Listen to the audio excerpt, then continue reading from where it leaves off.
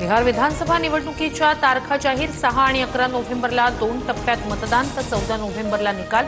केंद्रीय निवडणूक आयोगाची पत्रकार परिषदेत घोषणा।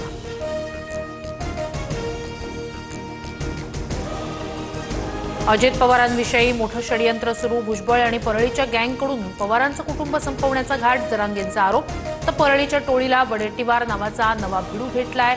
जरांगेंची टीका।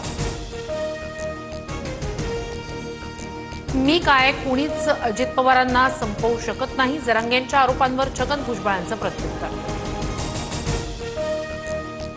प्रांजल खेवलकर प्रकरणात पुणे पोलिसांकडून रोहिणी खडसेंची 1.5 तास चौकशी। खेवलकरांकडून कधीही अंमली पदार्थांचं सेवन नाही। रोहिणी खडसेंचा जबाब।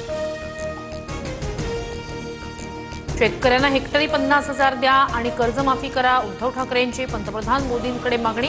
8 तारखेच्या मुंबई दौऱ्यात थातुरमातुर घोषणा करून जाऊ नका। ठाकरेंची टीका।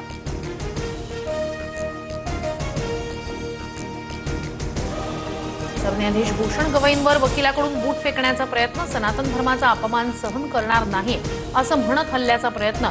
मात्र गवईंच्या सूचनेवरून वकिलाला सोडून दिलं।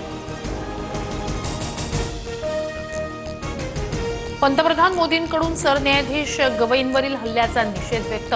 आपल्या समाजात अशा निंदनीय कृत्यांना स्थान नाही। मोदींची प्रतिक्रिया। नारायण राणेंकडून मुख्यमंत्री फडणवीसांची भेट। राजन तेलींविरोधात तक्रार केल्याची माहिती। नितेश राणे सिंधुदुर्ग जिल्हा बँकेतील कर्ज घोटाळ्यांचे सूत्रधार। तेलींचा आरोप।